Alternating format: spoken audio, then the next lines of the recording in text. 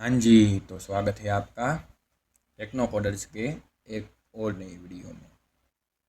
तो आज हम सी लैंग्वेज की सीरीज़ में स्ट्रिंग कैसे कहते हैं वो समझेंगे। तो अगर आपने पिछले वीडियो में एरे और फंक्शन को अच्छी तरह से देखा होगा तो आपको स्ट्रिंग क्या है वो अच्छी तरह से समझ में आ जाएगा। तो चलिए शुरू करते हैं इस वीडियो को।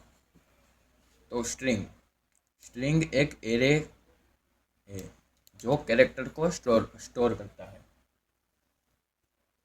String is an array of character. String को डिक्लेयर करने के लिए पहले हमें एरे डिक्लेयर करना पड़ता है। स्ट्रिंग को एरे की तरह ही डिक्लेयर किया जाता है, लेकिन डेटा टाइप केर है। केर यानी कैरेक्टर, जो सी लैंग्वेज का रिजर्व कीवर्ड है। डिक्लेयर करते समय पहले डेटा टाइप में कैरेक्टर, उसके बाद स्ट्रिंग का नेम और उसके बाद साइज डिक्लेयर की जाती है।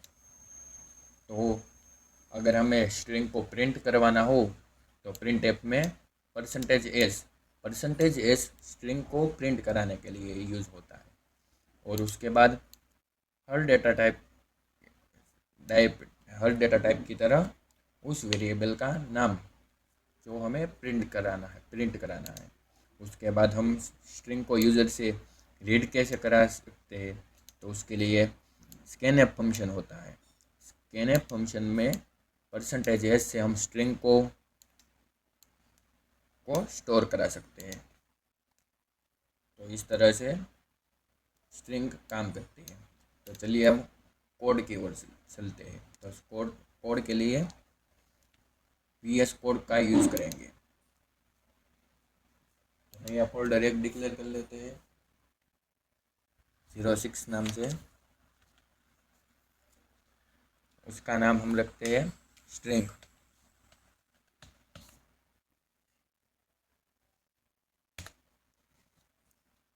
और उसमें एक फाइल हम बना लेते हैं जिसका नाम बेसिक रख लेते हैं, basic.c। पहले हम हेडर फाइल को इंक्लूड करा लेते हैं stdio.h। अगर हमें printf और scanf दो फंक्शन का यूज़ करना है तो यही एक ही हेडर फाइल यूज़ करेंगे। लेकिन अगर स्ट्रिंग के लिए और कई फंक्शन है जैसे कि getchar, strlen, strcmp, उन सभी को यूज़ करने के लिए एक और हेडर फाइल है जिसका नाम है #include string.h। लेकिन इसकी अभी हमें ज़रूरत नहीं, तो इसको करते हैं कमेंट। फिर हम वॉइड मेन को शुरू करते हैं। वॉइड मेन में पहले स्ट्रिंग को डिक्लेयर करते हैं। तो डिक्लेयर कैसे करते हैं, पहले डेटा टाइप, उसके बाद एरे की तरह केर, उसके बाद स्ट्रिंग का नाम str हम रखते हैं और उसकी साइज़ हम 15 रख देते हैं। तो पहले हम यूज़र से लेंगे स्ट्रिंग की वैल्यू। पहले प्रिंट ऐप से एक मैसेज प्रिंट करा लेते हैं, enter an string.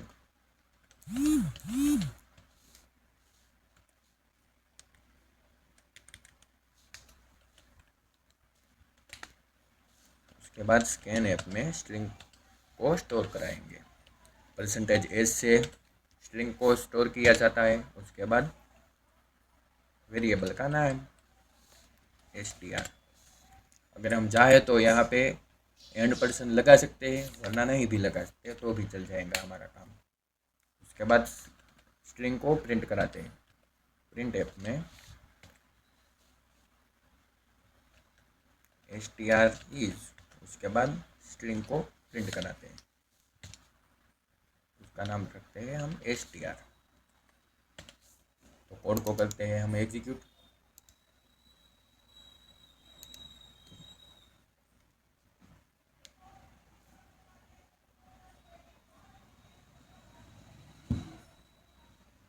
Enter an string. तो स्ट्रिंग हम रखते हैं टेक्नो कोडर्स और str इज टेक्नो। टेक्नो ही क्यों प्रिंट हुआ, क्योंकि प्रिंटफ और स्कैनफ में स्पेस के बाद के कैरेक्टर को नहीं शो किया जाता। स्कैनफ में अगर उसे शो करना है तो हमें गेट CHAR नाम का फंक्शन है, उसको यूज़ करना पड़ेगा। तो चलिए उसको भी सीख लेते हैं। ये तो हमारा सिंपल हो गया। उसके बाद एक हम नई यहाँ पे नई फाइल बना लेते हैं, गेट CHAR डॉट सी। इस फंक्शन को यूज़ करना हो तो पहले हेडर फाइल इंक्लूड करते हैं। उसके बाद वॉइड मेन में हमारा कोड लिखते हैं। तो कोड के लिए पहले फंक्शन को डिक्लेयर करते हैं, सॉरी वेरिएबल को। फिर से वही str ही ले लेते हैं और उसकी लेंथ 15 ले लेते हैं।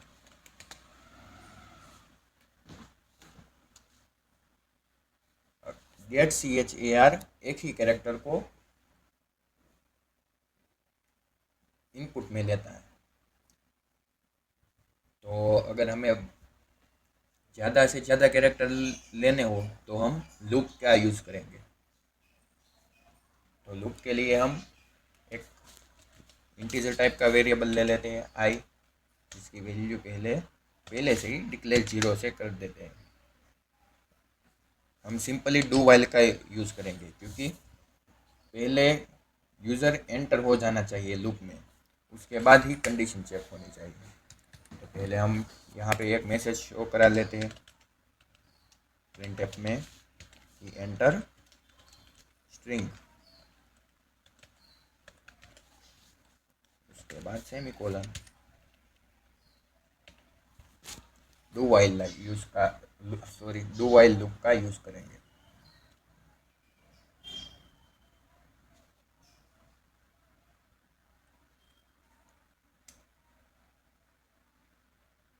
पहले डू वाइल लूप में एक यहाँ पे भी एक वेरिएबल ले लेते हैं सी नाम से, कैरेक्टर, एक ही कैरेक्टर को स्टोर करता है। पहले सी को हम गेट CHAR, गेट केयर में से जो वैल्यू आई उसे सी को दे देंगे। उसके बाद जो आई की वैल्यू है, यानी कि STR में जो आई वाला इंडेक्स है उसमें हम सी को स्टोर करा लेते हैं। सी को स्टोर करा लिया, अब आई को ++ करा देते हैं। ये हमारा एक कैरेक्टर स्टोर हो गया। उसके बाद कंडीशन चेक करते हैं। ये लूप जब तक सी में /n यानी कि एंटर नहीं आएगा, सी नॉट इक्वल टू /n यानी कि एंटर और /t यानी टैब। तो /n यानी एंटर से ही हम करेंगे।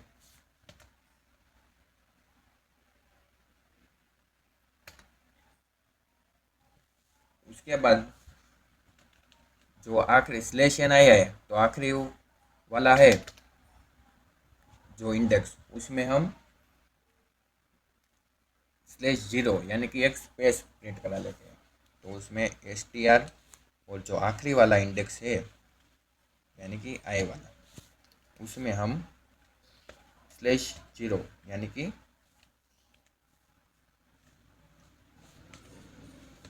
एक स्पेस को प्रिंट करा लेते हैं। यहाँ पे विश्लेषण अब हो गया। अब हमारे कोड को करते हैं एग्जीक्यूट। सॉरी, स्ट्रिंग को प्रिंट तो कराते हैं। प्रिंटफ में लिखते हैं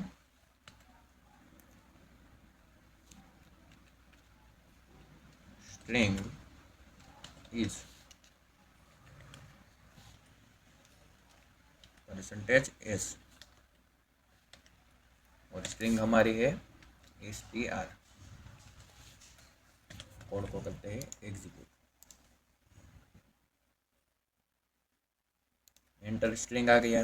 अब हम यहाँ पे टेक्नो कोडल्स लिखते हैं, टेक्नो कोडल्स। लिखा, और अब हमारे स्ट्रिंग में टेक्नोकोडर्स ही प्रिंट हुआ और आखिर में एक स्पेस भी आई, देखिए यहाँ पे। तो /0 से एक स्पेस आती है अगर, तो अब आप समझ गए गेट CHAR कैसे यूज होता है। तो हम स्ट्रिंग पे अरिथमेटिक ऑपरेशन भी करा सकते हैं, जैसे कि एक नई फाइल ले लेते हैं जिसका नाम हम लिखते हैं अरिथमेटिक .c नाम से ऑन स्ट्रिंग। उसमें हम हैश इंक्लूड stdio.h ले लेंगे। बेसिक में जो था वही हम ले लेते हैं,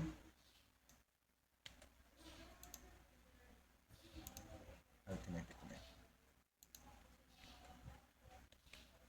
लेकिन सिर्फ हम यहाँ पे एक ही कैरेक्टर लेंगे, और एक कैरेक्टर है तो %c से होगा, और यहाँ पे भी %c से होगा।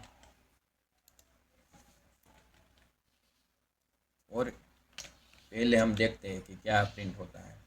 तो करोड़ को करते हैं रन। अगर हमने ए डाला, यहाँ पे नहीं, यहाँ पे हमने ए डाला तो ए प्रिंट हो गया। अगर हम str+1 करेंगे तो हमारे पास क्या आउटपुट आता है। तो कोड को करते हैं रन। हमने ए डाला तो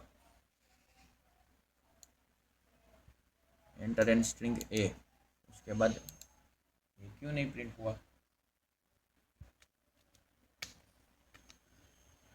यहाँ पे कर देते हैं str इक्वल टू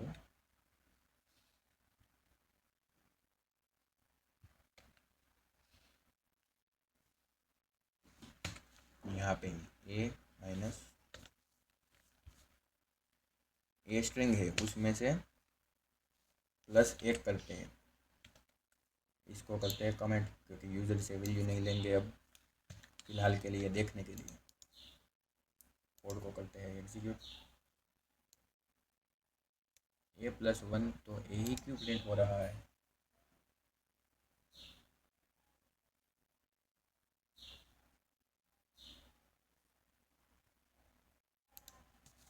माइनस करके देखते हैं।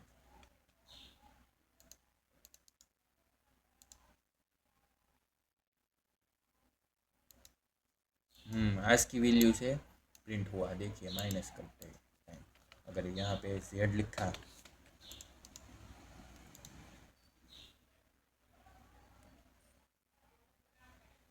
तो Z के पहले Y आता है आज की वैल्यू की तरफ। आज की वैल्यू Z की जो है उसमें से -1 किया जाएगा। अगर आज की वैल्यू को हमें देखना है तो यहाँ पे एक टैब में ओपन करते हैं आज की वैल्यू ऑफ ए की आज की वैल्यू 65 है। उसका एक टेबल भी देख लेते हैं, उसमें है क्या।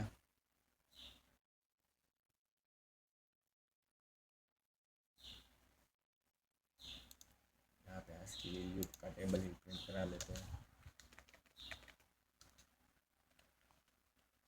टेबल इन C।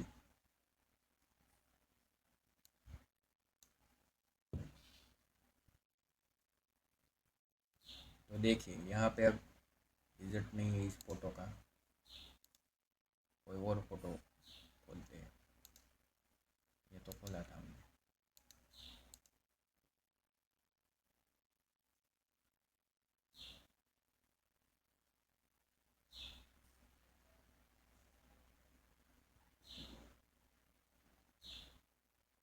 देखिए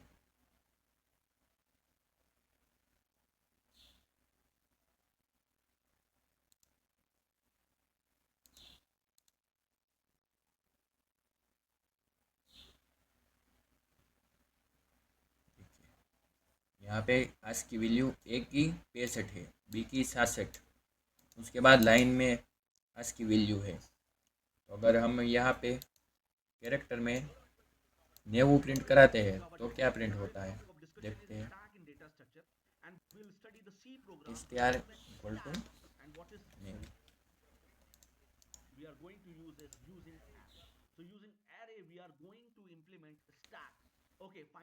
यहाँ पे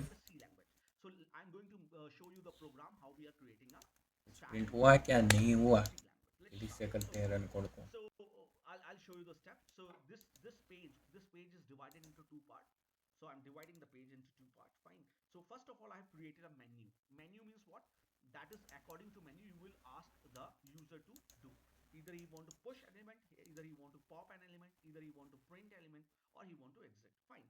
देखिए यहाँ पे जेड प्रिंट हुआ, यहाँ पे भी थोड़ा स्लो कंप्यूटर चल रहा था।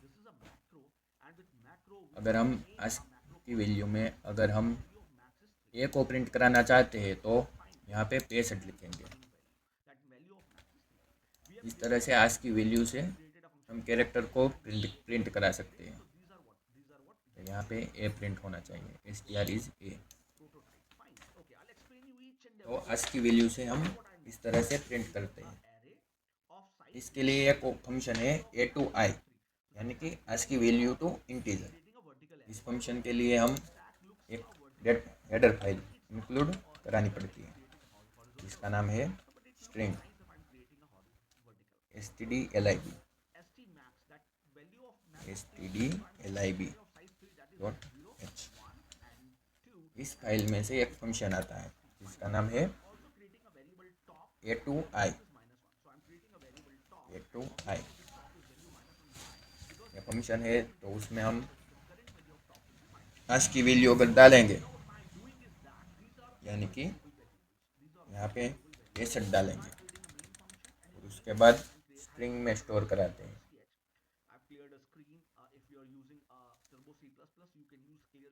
और यहाँ पे आज की वैल्यू डालनी पड़ती है, यानी कि ए डालते हैं, तो इसको एक इंटीजर में स्टोर कराना पड़ता है। तो इस इंटीजर का नाम हम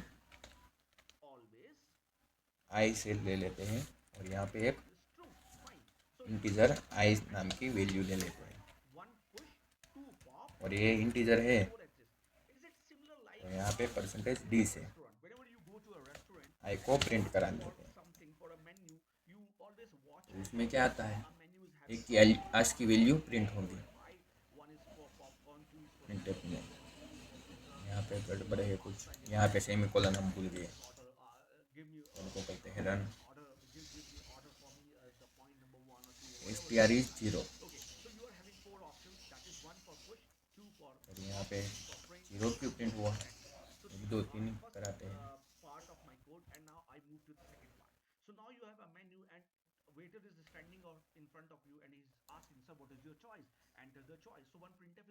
क्यों हमारे पास आ रहा है।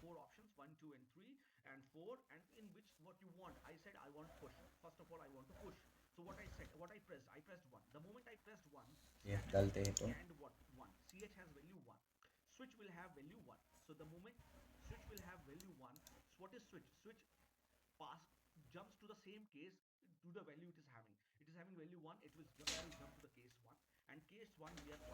ये फंक्शन यहाँ पे वर्क नहीं कर रहा है, कोई बात नहीं।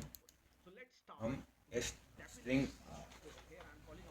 हमने समझ तो लिया कि आज की वैल्यू किस तरह से आ रही है। इसको मैं थोड़ा डिबग करके बाद में वीडियो डाल दूंगा। कोड को पहली तरह से कर लेते हैं।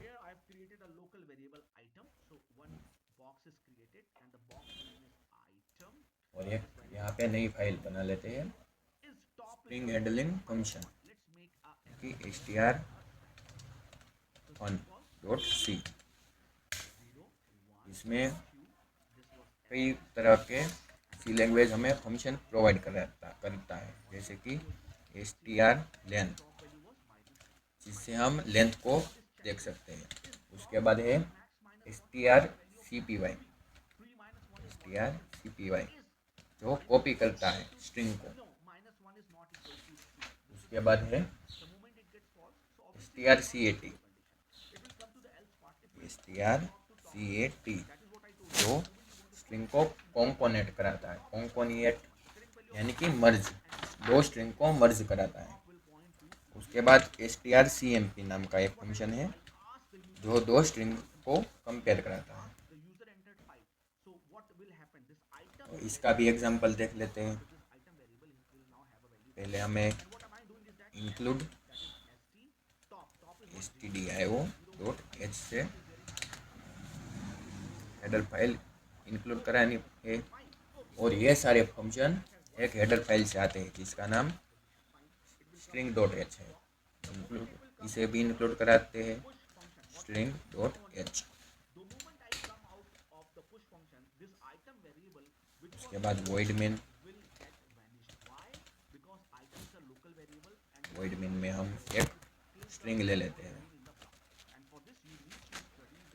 str और उसकी लेंथ 50 दे देते हैं।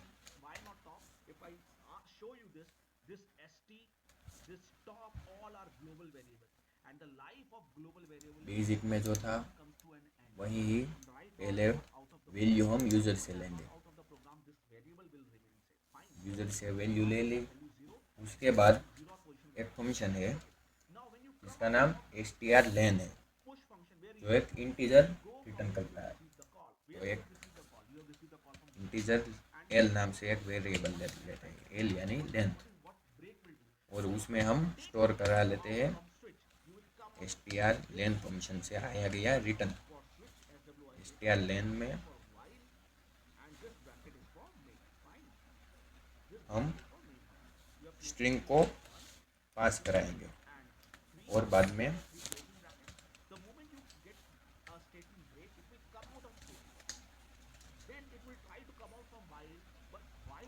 लेंथ इज, उसके बाद %d से लेंथ को प्रिंट करा लेते हैं यानी कि एल्स। करते हैं रन कोड को।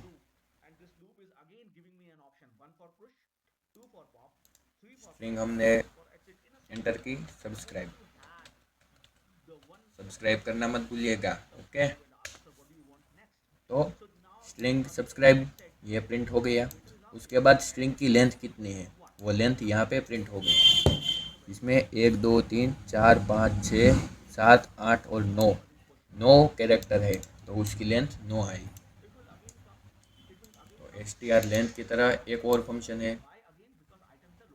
जिसका नाम है क्या है, strcpy, यानी कि स्ट्रिंग को कॉपी करता है। तो हम दो स्ट्रिंग ले लेते हैं, एक str और एक str1 नाम से, और उसकी भी लेंथ हम 50 ले लेते हैं, 50। ये फंक्शन में दो आर्ग्यूमेंट यानी कि दो पैरामीटर पास करने पड़ते हैं। तो strcpy उसमें दो, जो पहला होता है वो डेस्टिनेशन यानी कि किस में हमें कॉपी करना है, तो हमें str1 में कॉपी करना है, और जो पहला है वो सोर्स फाइल यानी कि इसमें से हमें कॉपी करना है, तो उसमें हम str डालेंगे। ये कॉपी हो गया। फिर हम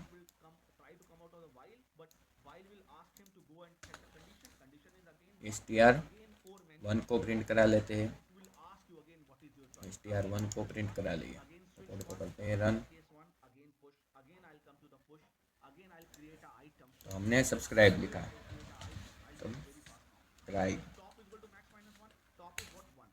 तो str1 में और str में दोनों में सब्सक्राइब प्रिंट हो गया। यहाँ पे /n लिख लेते हैं ताकि एक लाइन ब्रेक होके आ जाए। कोड को करते हैं रन।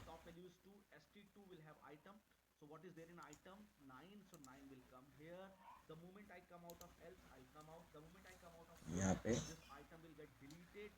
हाई प्रिंट करते हैं, तो ये देखिए str1 में और str में दोनों में हाई प्रिंट हो गया।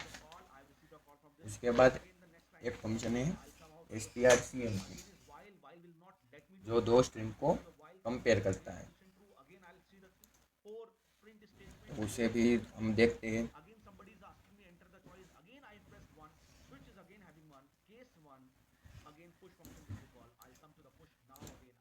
पे एक और वेरिएबल ले लेते हैं जिसका नाम हम ए रखते हैं, जो कॉपी कर उसका आउटपुट देता है।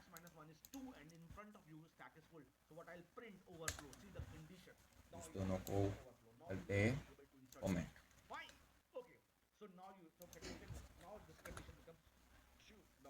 ए में हम स्टोर कराएंगे strcmp, यानी कि कंपेयर में से जो आउटपुट आया वो। तो दो स्ट्रिंग है str1 और str2, sorry so only str। ये हम रह नहीं देते हैं ताकि फाइल कॉपी हो जाए। और कंडीशन है अगर बड़ी हो तो वो 0 से ग्रेटर वैल्यू रिटर्न करता है, और अगर फाइल शॉर्ट दोनों इक्वल हो तो बोथ सेम, यानी कि इफ ए अगर 0 से ग्रेटर हो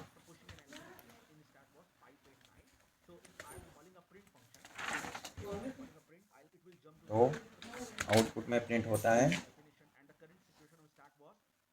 string 1 is big.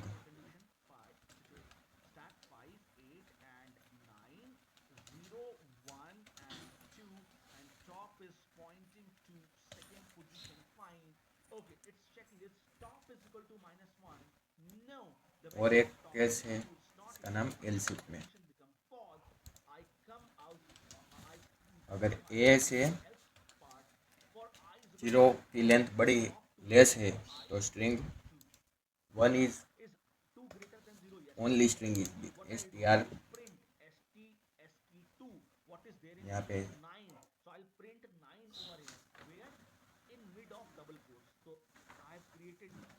str is big और यहाँ पे str1 इज बिग।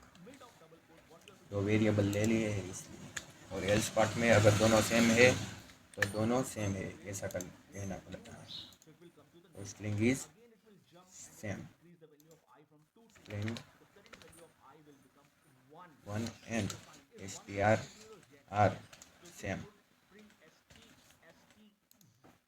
हमारे केस में दोनों सेम है तो str1 and str are same ऐसा प्रिंट होगा। यहाँ पे क्या है, यहाँ पे एरर है, सेमीकोलन टू दे इनको करते हैं रन। यहाँ पे हमने हाई को प्रिंट किया, str1 and str are same ऐसा प्रिंट हुआ।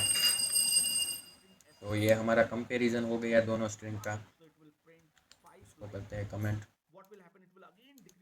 और अब दोनों स्ट्रिंग को मर्ज कैसे करते हैं वो देखते हैं। दोनों स्ट्रिंग को मर्ज करने के लिए जो पहली स्ट्रिंग है उसमें दूसरी स्ट्रिंग ज्वाइन हो जाती है। उसके लिए एक फंक्शन है strcat, यानी कि कॉन्कैटनेट। हम यहाँ पे str और str1 को प्रिंट करा लेते हैं, मर्ज करा लेते हैं, और उसके बाद स्ट्रिंग को प्रिंट करा लेते हैं। तो हमारे पास आउटपुट में क्या प्रिंट होता है देखते हैं। कोड को करते हैं रन।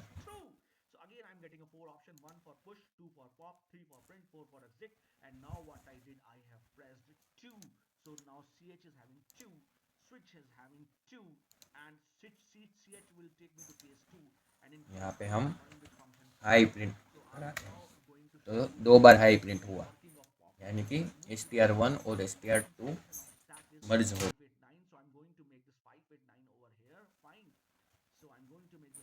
तो अब आप अच्छी तरह से स्ट्रिंग क्या है वो समझ गए होंगे। तो मिलते हैं आगे एक और नई वीडियो।